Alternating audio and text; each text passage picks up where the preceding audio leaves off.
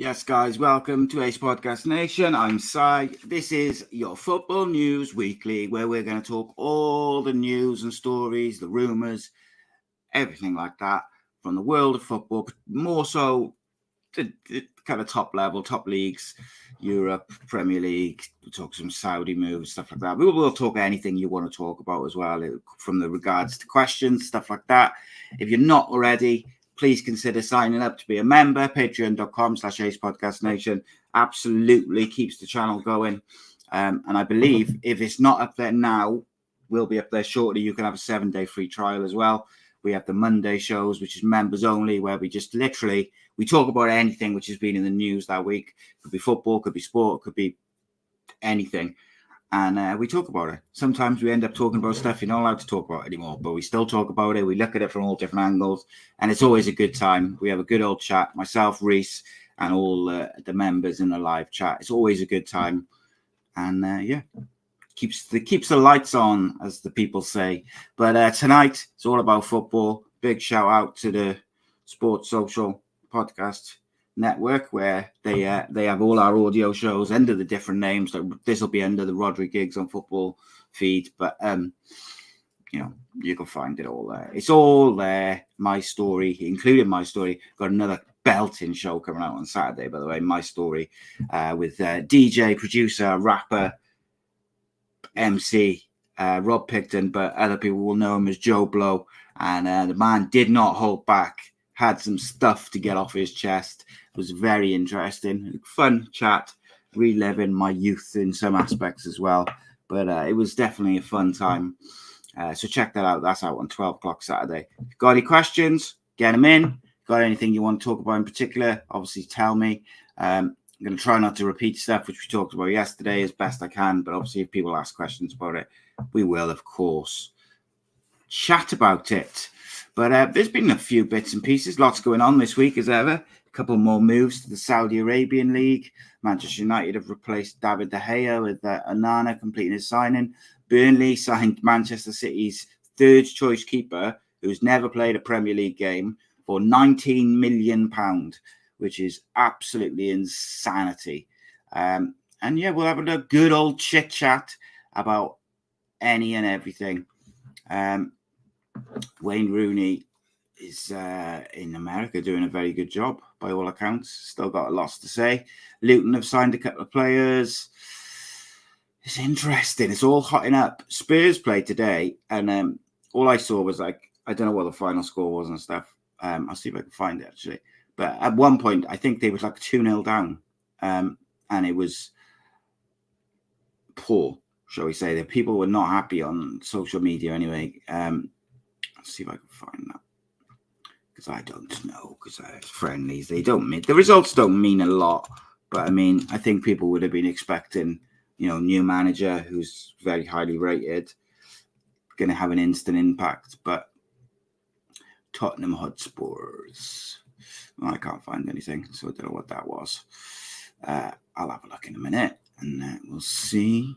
Obviously, Tuesday nights, we have a sort of championship show, predominantly talk about Cardiff, but we do also talk about other things. So it was quite an interesting one for me yesterday, because I wanted to talk about the Forest Green stuff. Was it a PR stunt exactly? And as I was going into the show, I spoke to a few people about it. And like in the afternoon, I was like, I'm going to have a bit of a rant about this PR stunt. It's not good, etc. But I came across this article on Football 365, and it kind of changed my opinion on it completely. And we kind of read through it bits of it in the show, and the feedback was kind of similar to what I was feeling. I kind of looked at it from a completely different angle, and actually probably wasn't a PR stunt. She was brought in to do a job. She did the job, and then she went back to her academy job.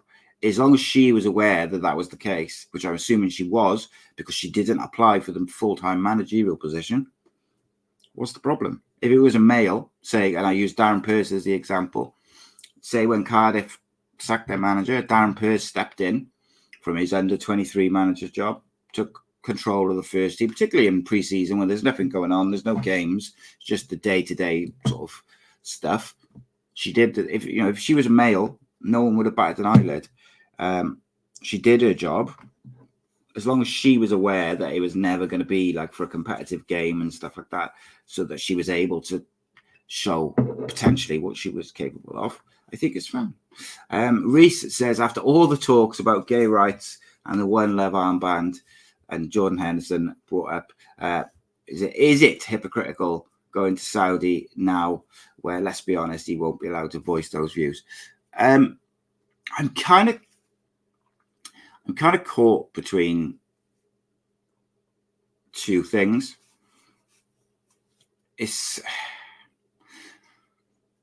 So I'll use Alexander Mitrovic, right, as an example.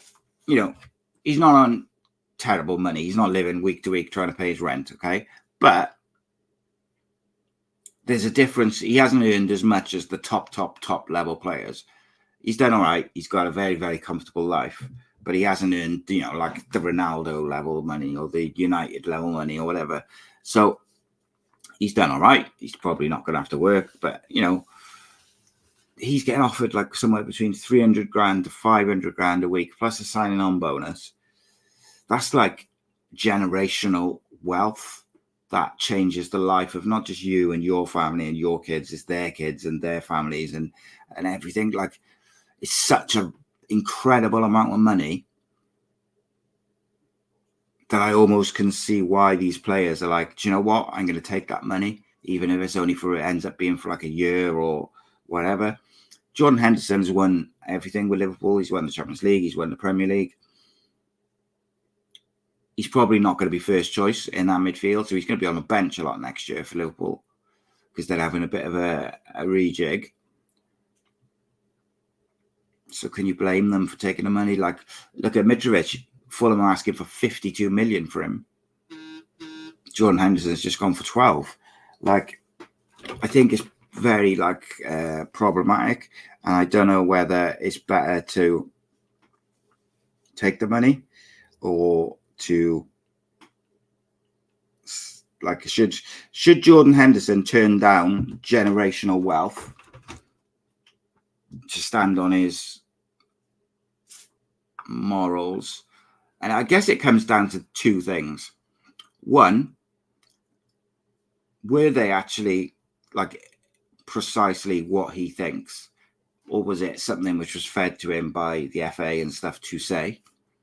So if he doesn't think as strongly about it as he seemed to come out and speak about, maybe he's not that bothered. Maybe it was fed to him by the FA because they were, they had the big uproar about wearing the One Love armband and stuff like that, and he had to back him as one of the senior players.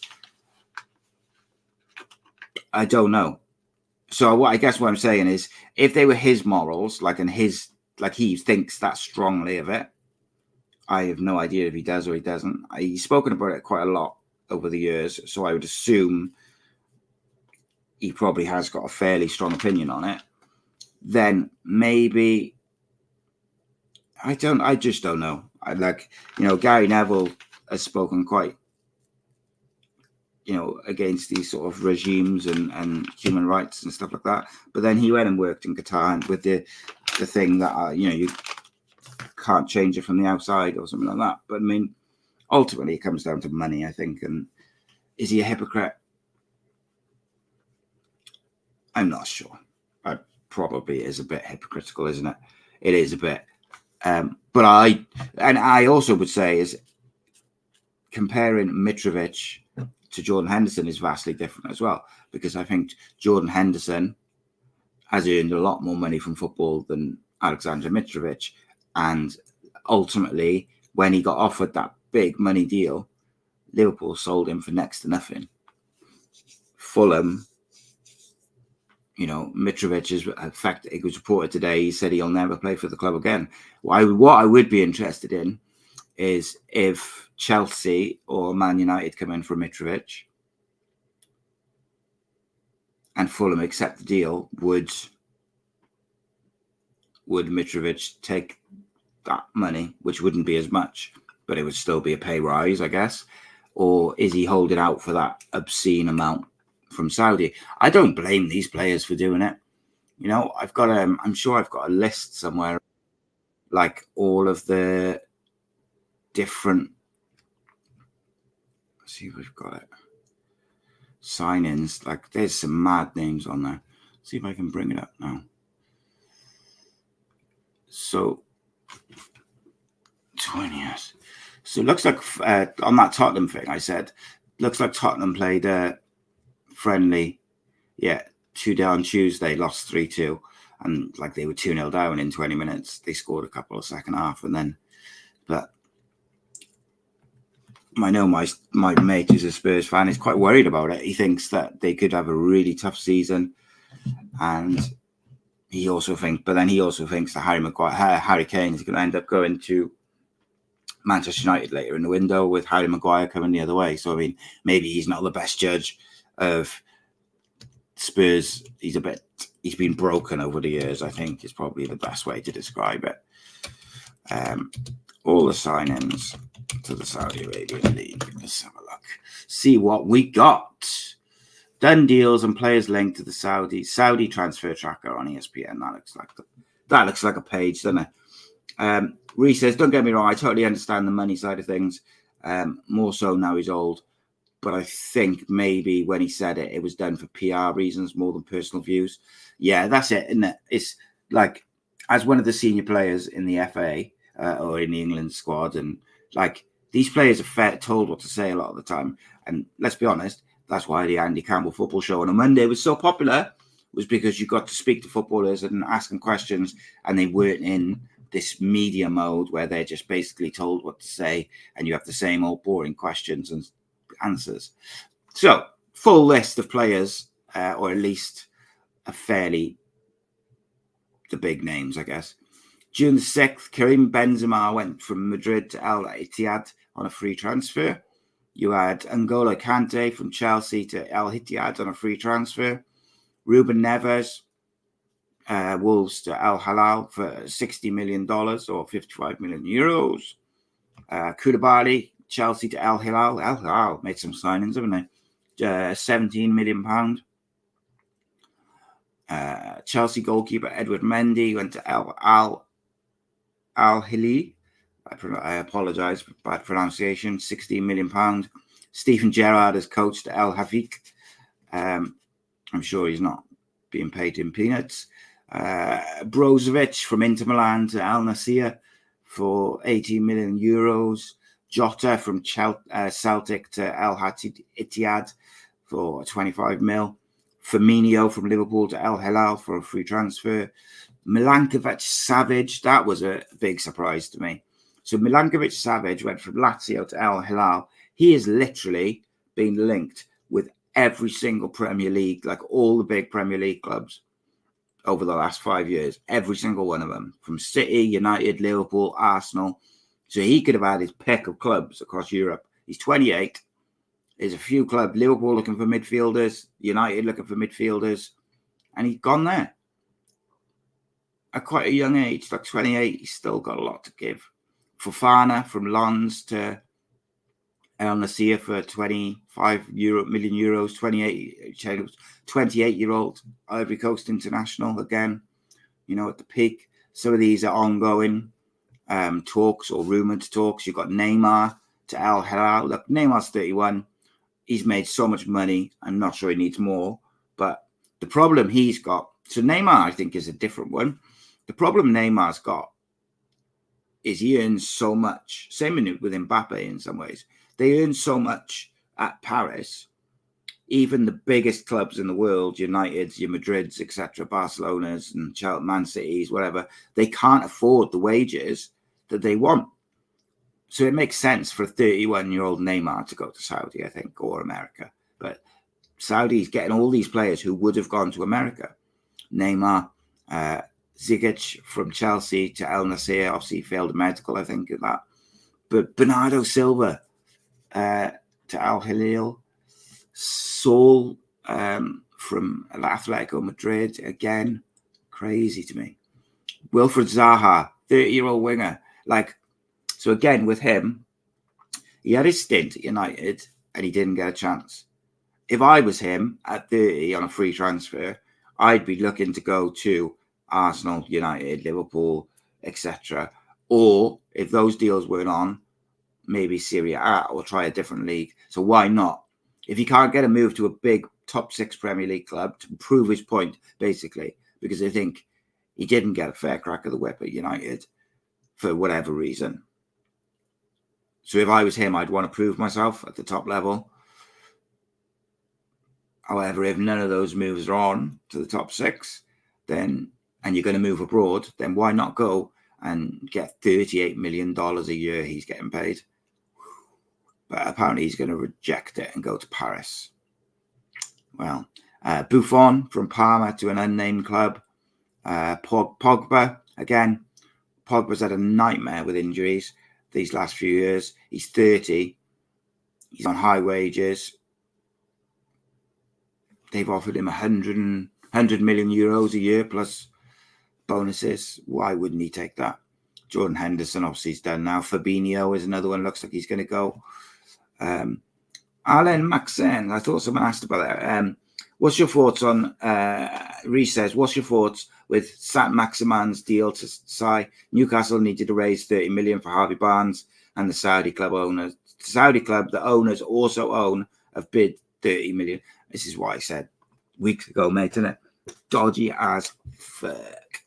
So you've got Newcastle needed to bring money in from sales. So the club they own, the owners own, makes a £30 million bid, coincidentally, for Saint-Maximin. Everyone's happy. To me, this is a problem. I've got no problem with all these players going for money. Don't care about that. What I care about is the integrity of the competitions. So if you've got Newcastle's owners owning the club in Saudi, and every time they need to raise some money for financial fair play to make it add up, they sell someone, that's a problem to me. And this is the other thing, right, man, is when they run out of players, first team players that they're willing to let go of, what will they sign? Academy players for ridiculous money? And unfortunately, Man City have set a bit of a precedent with this guy we're going to talk about who's gone to Burnley for 19 million. He's never played a Premier League game. So Newcastle can always point to that and say, well, he's potential. And of course, why can't they loan him back to Newcastle? Ropey, man. And then you had the Chelsea thing where one of the Saudi investment fund is got shares in Clearlake, who own Chelsea. It all becomes, and Chelsea needed to sell players quick and get money in quick for the financial fair play. And suddenly you got 4 Chelsea players gone to Saudi. Look, it might just be coincidence, but, come on. I think the Newcastle one by there, which you mentioned there, Reece, stinks, mate. Got to be honest. It's a problem.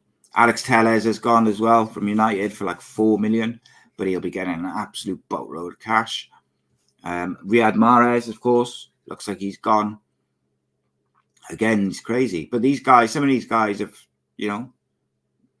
like in Mahrez's case, he's won everything there is to win.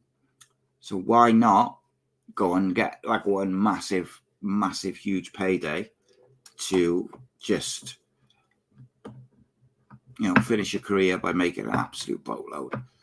I think he's getting something like 35 million a year, Mahrez, I think I read, which is obscene, man. It's such a lot of ridiculous amount of money. But if you've got kids and a wife, right, take out the fact they're already pretty rich, okay? If you've got kids and a wife, can you look them in the eye and say, if you're Riyad Mahrez, say, and you've won everything, just won the treble, can you look your family in the eye and say, I'm going to turn down 400 grand a week, 500 grand a week, whatever, because I want to win more trophies and medals that I've already got, when you're in the end of your career, probably playing a lot off the bench because of your age? Can you justify that to your family, really? I think it's difficult, no matter how much money you've got, because it's almost like it's the difference between being, very rich and well off for the rest of your life and literal generational wealth. And I think that is a bit of a game changer in terms of, you're talking like these Premier League footballers who are at Man City on obscene money, like doubling their wages, plus the signing on fee, plus all the bonuses they'll get for going there and promoting the Saudi league. Like, it's such a ridiculous amount of money. I just don't think you can criticize anybody for turning it down. I think the only ones I'd be a little bit critical of is if players are going there young. Like, say if Mbappe went there, like, he's already on that sort of generational wealth money. So he's already got that. And at his age and his ability, he should want to go and, you know, win Champions Leagues and trebles and doubles and league titles outside of France. Like, he should have that ambition. But then, you know, it's a job to these guys. And if you can get paid, like if I said to you, like, we're going to, you know, you can go and move to this place and you can, like, earn ridiculous amounts of money, like trebling, quadrupling, and or more of your wages for the same job, but you've got to go and live somewhere else. Most people, I think, would do it. Most people. Reece says that Newcastle can legally loan St. Maximin back to Newcastle, cover his wages. There's something really wrong with that. Yeah, there is. It's just, it doesn't feel right, mate, does it? It's got to be said. It does not feel right. It's just something icky about it. But it's where we are, mate. Unfortunately, it's just, it's where we are at the moment. And I'm not sure. I just don't think there's anything which the FA can really do to stop it at the moment. Like, unless there's like a rule breaches. I do think FIFA is going to have to step in at some point, and there's going to have to kind of, because I was listening to something the other day, I can't remember who it was, and they were saying that they think that within 5 years, the Saudi teams will have bought their way into the Champions League, like the European Cup, effectively. And I think it might have been Simon Jordan was talking to this person, and he said, so what you've got to do is you've got to, you can't have it both ways. So if they want to kind of get into that side, like the European type of competitions, if you like, you have to bring in financial fair play constraints within their league. And the other side of it, you know what I was thinking about today, is how do the young Saudi players who are coming through the academies and the teams there, how do they feel? Because they aren't anywhere near the money that all these players are coming in on. Nowhere near it. Like, and I think that can cause an issue as well, because these guys are not getting anywhere near that money, which means they're going to have to bring in some sort of thing with the wages. Maybe they bring like not a wage cap, a minimum wage, so that, you know, the local talent, if you like, the players who come through the systems there, they kind of just, I don't know, like they come through and they do their thing. And I don't know, it's such a difficult one. It really is, because if they've got the money, which they do, why can't they spend it on building their league? But to me, the big problem with it, the only problem with it for me, is the potential compromising of the integrity of tournaments like the Premier League or the Champions League, where you have Saudi teams who are owned by Premier League team like Newcastle, effectively helping Newcastle get around any financial fair play restrictions by just buying players and then either loaning them back or just buying them. And, you know, it's just so happens that it's the exact amount of money that you need to buy Harvey Barnes, but without, you know, causing a problem with your own financial fair play restrictions. So don't know where I stand with it all. It's all a bit thing. I saw a comment, where was it? When does the bubble burst, though? They can use this to promote their league all they want. But buying foreign and not promoting and investing in youth will only damage them in the long haul. Well, by all accounts, Med, supposedly, their local talent, they have a lot of money into the kind of like the academies, and every team's got an academy and a youth setup. So over the last couple of years, they have invested in that side. And that's what I was saying. I think they'll have to bring in a minimum wage so that when you get into the first team or something, because otherwise you're going to have a major problem. Because if you're bringing in all these players, it's not just like discrepancy in wages, is it? You know, it's not like you're on 200 grand a week and I'm on 150. You're talking players on 500 grand a week, and then the teenager who's been with the club all his life and come through the system, it could be on like 200 quid a week. You know, it's like fucking hell. Oh, it's tax free though. 200 quid a week, tax free. Come on now. Yeah, it's wild. A good report that the Germans put in laws. So there's a 51 rule where I think fans own 51% of each club. It would put off big billionaire owners. We didn't do it here and open the floodgates. Yeah, it is that, isn't it? It's a bit problematic. Imagine being a promising striker, though, and then you see Benzema's just signed. You know you won't make it then, and no one outside the Saudi league will take a player serious. However, like, look at it another way, right? Is Benzema can't play twice a week. Benzema, you know, probably can't even play. I wouldn't have thought, like, you know, every week, 90 minutes at his age. He's kind of going there to finish his career. So you get to train with one of the best strikers of all time every day. You get to learn from them. You get to see how they can, you know, how they finish, how they train, how they look after themselves. I think there is something to be said about these players helping the young players in Saudi and bringing the level up in terms of, I don't know what the standard is, but like if you think of like think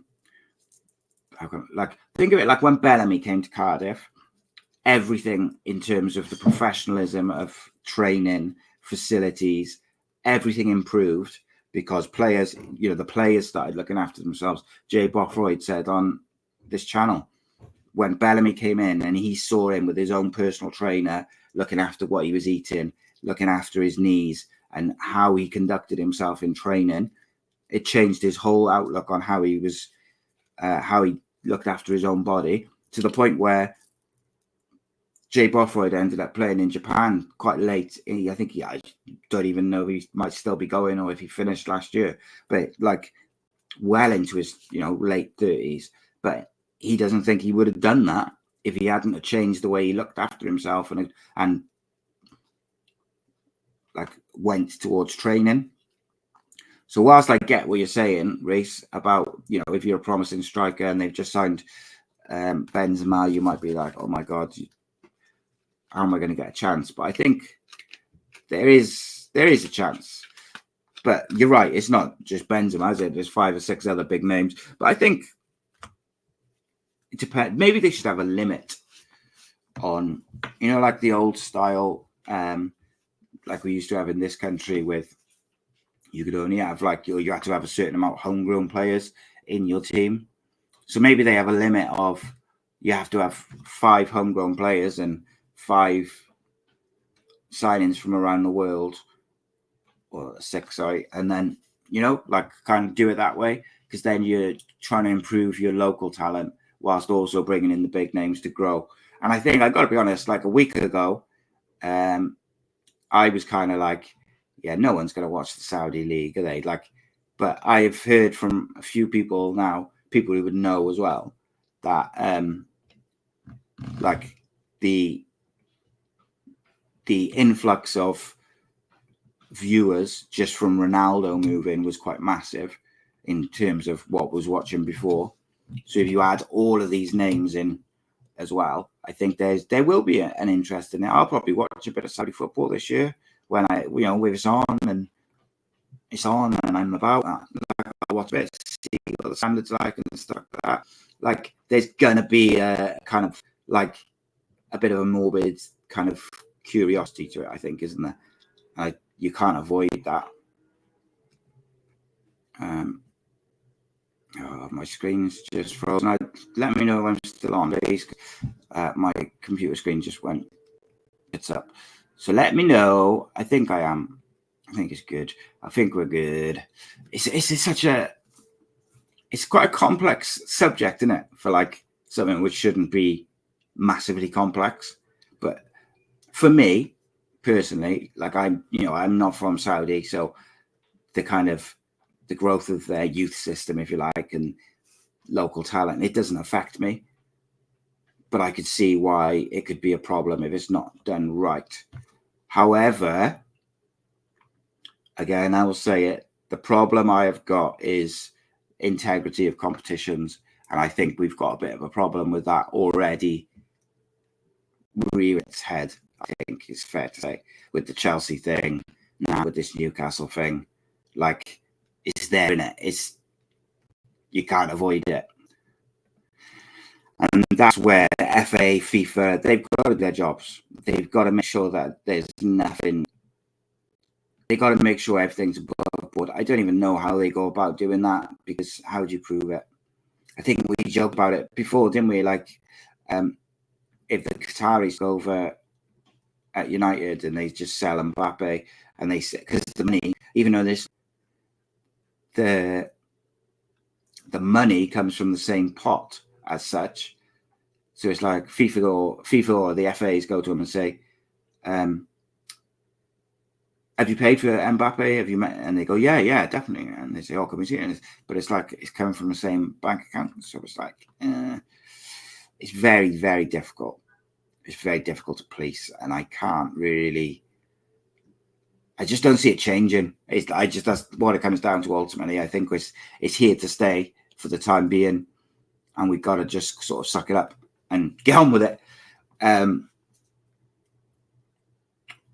The answer for me is when we get, when they undoubtedly want to join the Champions League and the rest of these things, that's when FIFA have to be strong, and they have to go, right, if you're looking to join the FIFA Club World Cup, say, or whatever, if you're looking to do that, you have to have a player, you have to have a wage cap, and you have to meet certain criteria to be able to do that. Otherwise, it's not, you just can't. It is what it is. So, let's have a look. Yeah, you can still see me good. I'm calling now. In 2030, the World Cup will be granted to Saudi. Infantino will still be the head of FIFA, a few million richer, and be saying, today I feel gay, I feel disabled, all over again. Yeah, I'd be amazed if they don't get a World Cup soon. I gotta be honest, I just would not. I'd be amazed, mate. Honestly, I think it's almost obvious that they're going to get a World Cup, but it is what it is. What do you think of Andre Onana to Manchester United? Is that a good replacement for De Gea? Do you think he's the right replacement for De Gea? Is he right for Ten Hag's system? How do you all feel about that? Do you think it's a good one? I think you've got like Arsenal spending mad amount of money. Chelsea just want to sign everyone, as we know. City are kind of spending a lot again, which we knew they would. I've been quite impressed, like Ten Hag and United, the way they've gone, because they're normally so bad in the transfer market. So bad. They take ages, and it's like drawn out, and they overpay, and like this year it feels different. And to me, it was obvious, like De Gea had to go. He's been a tremendous servant. I think the way he was treated right at the end was probably a bit poor. But ultimately, I think it was time for him to go. And I think Onana, the only other option for me was Diogo Costa. And I think he was a bit more pricey. But everyone thought United were going to spunk like 100 million on Kane or Osimhen, and that was going to be all their budget, and they'd have to make do with Maguire and Fred and McTominay and De Gea again this season, but they'd have a striker, so they'd still sort of improve. And I've been quite impressed that instead of doing that, he's gone, do you know what? No, we need a new keeper to play the way I want to play. Do you know what? We need to improve our midfield options, because it looks like they're going to get Amrabat as well. So if you add Amrabat and Mount to the Casemiro, Bruno and Eriksen and the youngster, I forget his name, Kobe Mainu, I think, and you get rid of McTominay and Fred, you get rid of Maguire, even if they just sign Johnny Evans as fourth choice, I think that's a massive upgrade in terms of their tactics. So basically, it looks like within the next few weeks, 2 weeks, say, Ten Hag will have done all his shopping for the squad. The squad will have been vastly improved, but they won't have a number 9. So say Harry Kane is still at Spurs at that point, and they can't come to a deal with Højlund. I can see why they would get everyone in for the squad, because their squad looks, if they get Amrabat as well, I'm assuming, and they get a defender, whether it's Johnny Evans or someone else in for Maguire, that squad is so balanced. If you look at the options for different positions and the mix of experience and youth and youngsters, experience, youth, technical, everything in the midfield, the wing and the wide options they've got. Look, they could go into the first game of the season and play Rashford through the middle and still be fine. Not ideal, but it's fine. I think worst case scenario, if you're a United fan, is they bring in Amrabat and then they bring in like a stopgap striker who's just there for a season or till January, with Rashford playing through the middle, Martial now and again, and this stopgap. I think it was Taremi they were linked with, who had a pretty good World Cup. He's like 31 or something, but he could do a job better than Weghorst, certainly. But their squad is such a good balance of what they needed, and they're so strong in each position that I can see them doing really well. Because as I've said before, I've been impressed. I think the signings Arsenal have made are exceptional on paper, but I still stand by there's no guarantee that Declan Rice is going to work out, because it's like playing a different position to what he's been doing previously. Gaz says Onana is a great signing, ideal. Yeah, it's exactly what Ten Hag wants and needs in the way he plays. Like, De Gea just couldn't do the job. Like, I watched the clip of one of their pre-season friendlies, and like Tom Heaton came out to like the halfway line to sweep up. Like, you'd never see De Gea doing that. And then they had the young keeper who was on loan at Sparta Prague last year, and he was like pinging these balls around, and it was like you could see why De Gea just doesn't fit that system. He was a tremendous servant to him, but I think Onana, I thought I was so impressed with him. Every time I watched him last year, I thought he was excellent. Reese says Bruno as captain, now ahead of Varane, the same Bruno who kept asking, "Oh, come on, mate, don't buy into the fake news, mate. He never has to come off. It's been proven like over and over again." Everyone had a bad day that day. To me, Bruno Fernandes, he would have been my captain, I think, because since Fergie left, he's been their best signing. He's available every single game. The players, his teammates all love him. His output didn't suffer when he was captain, because he was captain for like all of like the games except I think 8 or something last year, because Maguire didn't play, and his output was still amazing. I accept that there's you've got a Varane. The problem with Varane is like he won't play like 40 games. He'll only probably play between 25 and maybe 30 if you're lucky, because he does pick up injuries, and I think you don't want to be in the same boat where your captain is on the bench again, or your captain's not playing. so I can see why. He's also, I think that's the main reason. But there was a couple of options, I think, for captain. Like you could have gone with Luke Shaw. I thought was quite a good shout. Casemiro, although Casemiro's only really just got there. And of course, again, he's a bit fiery and he gets sent off. But I could see he doesn't speak English, so Casemiro is the problem as well. So how can he communicate with his teammates as well as you'd want your captain to be able to? I understand why people question Bruno Fernandes as captain. All I can tell you is that every United fan I speak to loves him. He works hard. He works hard for the team, plays in whatever position the manager wants. He's always available. His teammates love him, and his output is unreal. If he'd had a striker in front of him last year, played like a proper number 9, his assists would have probably had another 10 assists last season. He created so many chances. I think he's in his position is up there with the very, very best in the world. But I actually think there's a chance in some games next year that he will play as a number 8 alongside Casemiro, and Mount will play in number 10. I think they'll move it about a bit.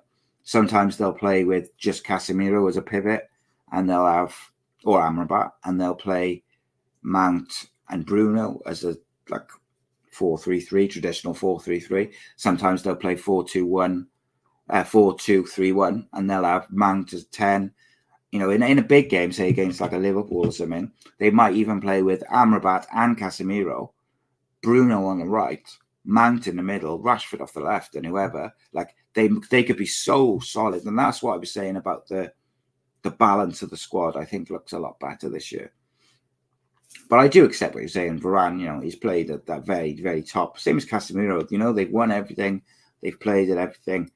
I think it was always going to go to Bruno. I think it was clear that that was the case. I don't know who the vice captain is. I don't think they've named the vice captain. But it is what it is, isn't it? Like, I'm not even sure captains matter as much as they used to, you know? But I guess we'll see. So, yeah, I think Arsenal have done tremendous business, but I think there's question marks still over a couple of them in terms of how they adapt and stuff. But there's always question marks when teams, you know, when you have big moves and they come to different countries. Onana, you know, even though he's played with Ten Hag before, so he knows his system, he's played with Martinez before, it's still different. The Premier League's different. People will, you know, look at what happened to De Gea when he signed. People targeted him, giving him a shove. And like, you know, just on Harry Maguire, like he got stripped of the captaincy. To me, and this is only my personal opinion, Harry Maguire comes across as super arrogant. And like the fact that he made the statement about the captaincy being taken off him, he didn't wait for the club to do it. I do think he's contributed to a lot of his own problems, the stuff in Greece. And like the problem with that is he was throwing around like, I'm the Man United captain to the place, as if that's supposed to mean something when you've just been involved in some sort of altercation in a foreign country. His performances have been terrible for 2 years for United. And when he came out with that stuff about how he's got nothing to prove, it was just embarrassing. And to me, I can't see why he's not pushing for a move. Like he seems to be indicating he wants to stay at United. The Euros next summer. And if he doesn't get himself out of there, he will lose his place in the England squad because there's already better defenders than him. I'd pick Levi Colwill over him all day long. I'd probably pick Lewis Dunk over him, but all right, Levi Colwill all day long. The way England play football. If he sits on a bench at United out of stubbornness or because he wants to get paid the bag that he's getting paid, you've really got to question his motivations as a footballer, because everybody knows that as it stands, if United don't bring anybody else in, he is 5th choice. Because if Martinez is out, Luke Shaw will play on the left of central defence. If Varane is out, Lindelof will play. And I would question, like, surely, do you think they brought in Johnny Evans for the pre-season games? Because he's only in there for pre-season. So have they brought him in literally to try and give Harry Maguire like the hint? Take the hint, mate. We don't want you. West Ham chucked in a little cheeky loan bid. That was never going to happen. Everybody knows they got money. Everton could do with him, and I think he'd do well there. I think he'd do well with West Ham. I think both of them particularly suit him because they play quite a deep line. Anyone who plays a high line, I think Maguire will have the same problems that he has now. If he can play with someone who plays a bit deeper, I think he'll be he's not a terror. He's a Premier League defender. He's just not a top 6 Premier League defender. Where else could he go? He could go. Chelsea want a central defender, but apparently they want Mark Gui back from Palace. Tottenham need defenders. That manager, the way he plays, I could see Maguire going there. However, I think, or certainly if I was the people doing the transfers at United, I'd be saying to Daniel Levy, unless you're going to have a discussion about a deal which involves Harry Kane, don't even bother making a bid. That would be my response to them. And look, who else? Brighton, maybe, but I don't think he's good enough, to be honest. The way Brighton play football, I just don't think he's good enough to play that style. Who else is there? I don't think he fits in at Villa, the way they play. I think West Ham is the best move for him. Move to London. United would probably have to give him a chunk of money to pay his wages, but I think they've kind of come to terms with that probably anyway. It's outrageous, but it is what it is. West Ham, and he'd do well. They play a bit of a deeper line. David Moyes, the manager, loves him. I just think it's the perfect move for both West Ham and him. I actually think if West Ham was to bring in him and Scott McTominay, I think that's a good bit of business. Everton in desperate need for a new defence. Surely if no one will buy him, get him out on loan, out of United, and Everton get someone who won't be targeted as much, and United re-signing Johnny Evans. For me, Everton, Reece says, team fighting relegation, a rebuild, can be a leader for a new team, less pressure, and not targeted for poor performances. I can see that, mate, but if I'm United, I ain't loaning him out. Not a fucking chance. Not a chance. I'd rather sit him on the bench and he can be 5th choice. Not my problem. It's not my England career. If he's going to turn down moves because he wants to keep his wages, that's fine. But you're not going out on loan, so you can sit on the bench all season. That's what I would do. But it depends what he's like in the dressing room. Like publicly, he kind of seems to say a lot of the right things in terms of, I'm going to fight for my place in the team, blah, blah, blah. He doesn't seem disruptive in that way. But you don't know what he's like behind closed doors, do you? Because some of the comments he came up with last year, I've got nothing to prove after he's on the back of these awful performances, is horrendous. Remember how how in form he was and how great he was before the Greece incident. Something must have happened out there. Yeah, I wouldn't say he was amazing, but he was certainly, his first season at United, he did all right. He was decent, and you felt like if he built on that, he could go on and be something. I also think giving him the captaincy was a mistake, but that's another Solskjaer mistake, really, because it's just one of them things, isn't it?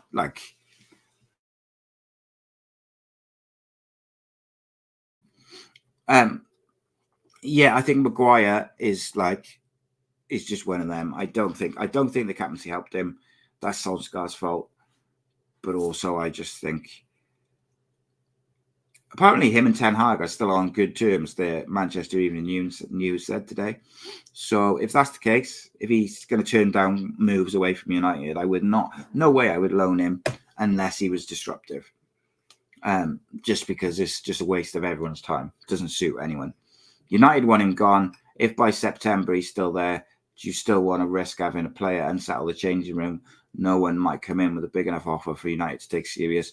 But United would take 25, 30 million for him easy. And ultimately, it's probably about all you're going to get.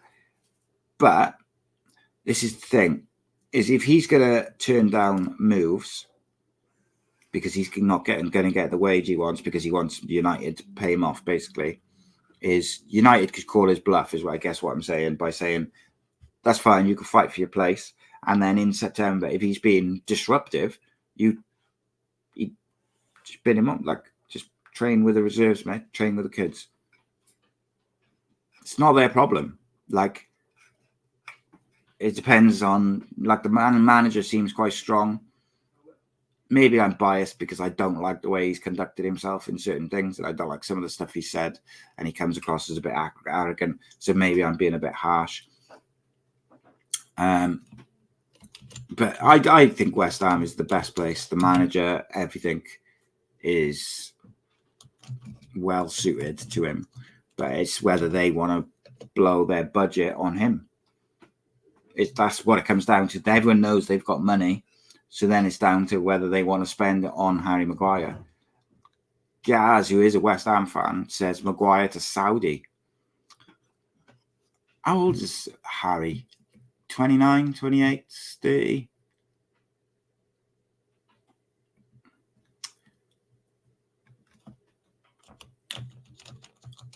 And this is the so I let me just check. Was he 29, 30? He's got to be, hasn't he? I think Serie A could be quite a good move. Look at how Chris Smalling's revitalised his career by going to Italy. Harry Maguire, he's 30, mate. So this is right. This is my problem with him. He's been stripped of the captaincy. He's barely played last year. His form has been terrible. Yes, he's been playing for England. I would argue that he's been to blame for a couple of goals for England as well. But people tell me that he plays better for England or whatever. I don't watch England that much. But to me, he should be actively trying to get a move as soon as possible to get on pre-season with a new club to make sure he's in that Euros squad next year. Because it's probably his last tournament. He cannot afford to be on the bench at United or not even in the squad, because there's also a danger that he doesn't make the squad. If Ten Hag likes Johnny Evans in these pre-season games, they might offer him a year's contract. If he's in the squad, they're going to have Lindelof, who can play all across the back, and they're going to have Johnny Evans, who can play left back and centre back. Plus, then they're going to have Malacia and Dalot, if you assume it's Shaw and what's it called? And then who else have we got? So they're not going to have Johnny Evans, Malacia, Lindelof, and Maguire on the bench for a Premier League game. They're not going to have 4 defenders. No team is going to do that. So in the pecking order, he might not even get on the bench for United week to week. Like, he needs to get out of there for the good of his career. The manager doesn't fancy him. He doesn't suit the way the manager wants to play. The players don't trust him. Lindelof has shown when he got to play without him that he's a quality defender. He was just stuck with Harry Maguire. Maguire's got to get himself out of there and get himself playing football for a team that suits his attributes. You said it's running the risk of another Phil Jones. I don't know about that. I don't know, because Phil Jones was incapable of playing for large portions. I know that he turned down moves at certain times, but he was also kind of like incapable of playing at certain points. Right, let's have a look at the Premier League table. Right, Arsenal, very unlikely. Villa, so Arsenal and Villa, unlikely because I don't think he suits the way they play. Bournemouth, maybe. Brentford, maybe. Brighton, I think they play too quick and technical for him. Burnley, absolutely, that would be a great move. Chelsea, I actually think he'd be good under Poch, even though I think he doesn't necessarily suit their style of play. I do think he'd be good for Poch, because I think Poch would get the best out of him. Crystal Palace, yes, good move. Everton, yes. Fulham, is Marco Silva still at Fulham? I think he is. Yeah, I'd say Fulham would be a good shout. Liverpool, Luton, yes, absolutely, be phenomenal. Him and Locklear at the back would be perfect for the way Luton play, and perfect for Luton trying to stay up. Manchester City, obviously not. Although they were in for him back in when he went to United, so you never know. Newcastle, very unlikely. Is he better than what they've got? But who have they got? Botman, Shah. I don't know. What about this? Straight swap. Harry Maguire for Callum Wilson. Helps both clubs out. What do you think? Tell me what you think in the comments. Forest. He's probably better than what they've got at central centre-back. Probably. Think they got a good manager who could probably get the best out of him. Sheffield United, yeah, I think he used to play at Sheffield United, didn't he? Back in the year, he came through at Sheffield United. So why not go back to the club? He's age 30. Why not go back to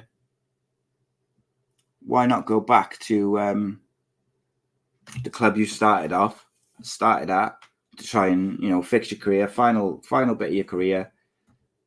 Why not go back to the club you started and have a good season, getting the squad for the Euros? Would he get dropped from England if he was playing week in, week out for Sheffield United? I don't think so, as long as he was playing well. Tottenham, I already said, I think that with that manager, I think he'd do quite well. And I also think Tottenham are crying out for some defensive reinforcements. West Ham, I still think they're the perfect play. Wolves, not sure that's a good fit. So there is clubs within the Premier League who look on paper like he would do quite well for them. And then you add in like Serie A clubs, stuff like that. And as guys in the comments suggested, why not Harry Maguire to Saudis? He's 30.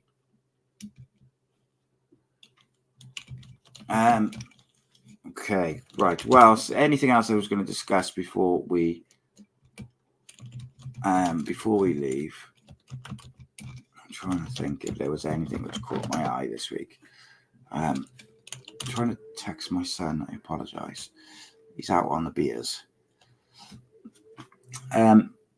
That was it. The Burnley. So James Trafford, England under 21 goalkeeper, who you would have seen. I think in England under 29, under 19's goalkeeper. Sorry. Actually, I think obviously they won the Euros under 19 Euros or whatever it was the other week with an injury time penalty save. He was fly on me. He made a great save. He's a very good keeper from what I've seen, but he's never made a Premier League appearance, and he's gone for 19 million to Burnley. I would assume that's the Vincent Kompany connection. I'd assume. I mean, let's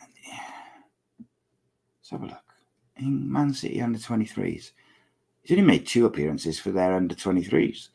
It's because he went on loan. So he was on loan at Accrington Stanley the year before last, and then he was on loan at Bolton last year, where he made 45 appearances. So look, he's clearly a decent keeper. Didn't concede a single goal in the Euros. You're right, there is 90 million is madness for a goalkeeper who's never played in the Premier League. The highest level he's played at is League One. It's just fucking mad, mate. And they've got a 20% sell-on clause and a buyback option within that deal. £15 million up front, 4 million in add-ons. It's crazy. He might go on and be amazing, but it's a lot of pressure if he's going to be their first choice goalkeeper. He's 20, coming into the Premier League. He's only ever played League One football. Big balls he'll need. But they signed a keeper from Leyton Orient as well, fairly recently. And they had the Kosovo international Muric in goal last year. It's been quite interesting how he does, because it could be a masterstroke, couldn't it? If they stay up next year and James Trafford is like player of the season, like he has like a De Gea at United season a few years back, where he's just like almost like unbeatable at just saving these ridiculous saves. Great. But if they go down and he has an average season, I question spending that much money on a keeper that young who's never played even championship game, let alone a Premier League game. Crazy.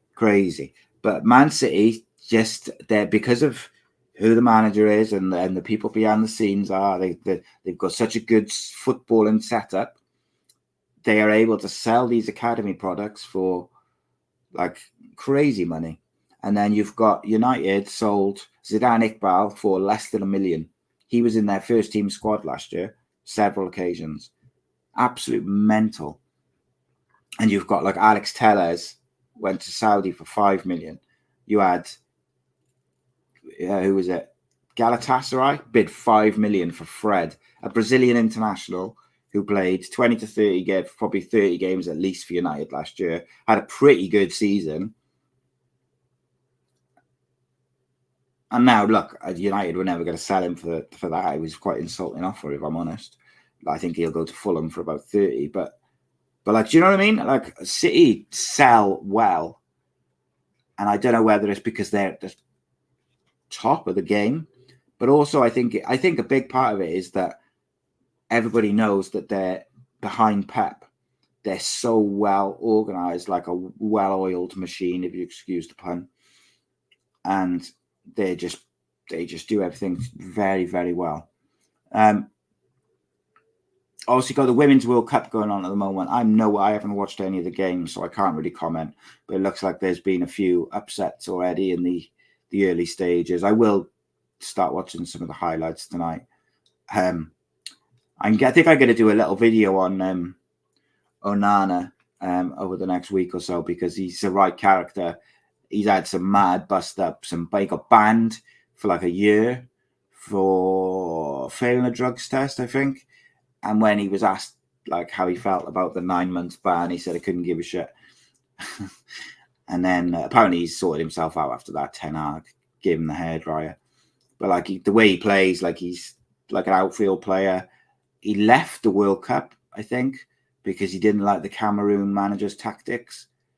He had an on-field fight with Dzeko in a Champions League tie last year. He's had training ground fights. Yeah, it's all sorts of mad shit. So I might do like a little 10-minute video on him next week. I'm looking to do a video on Cardiff as well at some point this week. Looking at in a bit more detail at their first choice 11 and where they're going to go. I talked about it a bit yesterday. If you haven't seen that, check out yesterday's show. But I kind of brought it up on screen and I said what I think they're going to do. I spoke to a few people this week, and if you're picking from the squad they've got now, I think he's done quite a good job of giving himself options off the bench. Very quickly, my team would be Allsop in goal, Gutas and McGuinness as two centre-backs, Jamalu Collins left with Perry NG right back. What I think you'll find is the way this manager likes to play is you'll have Perry NG will play like an inverted fullback role. So he'll go in alongside. If it was me picking it, it would be Rimo Mota and Wintle, and then Perry NG will slip in alongside them, and Jamalu Collins will push up and be the additional man. And then I'd have Ramsey at 10 and O'Dowda and Robinson either side of him, with Mate through the middle as the target man. But I've heard that Ugbo is something to behold. He's quite special. And I've also heard that Carlin Grant is pretty good as well. So who knows? Maybe some of those names will change. But Cardiff got options for the first time. But I know, I've seen a few people saying they'd play Rawls and Wintle as a 2 behind Ramsey. That's like my worst nightmare. That's the one thing I've been saying for weeks. Do not do that. It's got to be Wintle or Rawls. Cannot be them together. So I had Ebo Adams in there. I wasn't sure about him. I haven't seen a great deal of him and stuff, so I don't know. But you've got Mate, you've got Grant, you've got Ugbo, and you've got Atete there as your 4 strikers. So I think there's lots of options. It's going to be interesting.